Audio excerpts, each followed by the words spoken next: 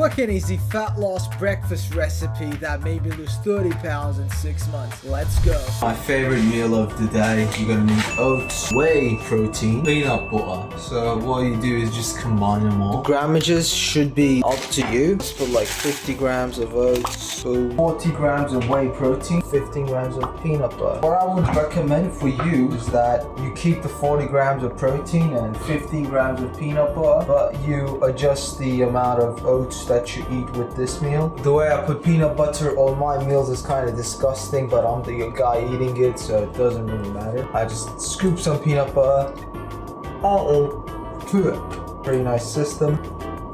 Bam! Right? Also black coffee. I like my coffee like I like my women. Which, I'm gay. It's a joke. It's a joke.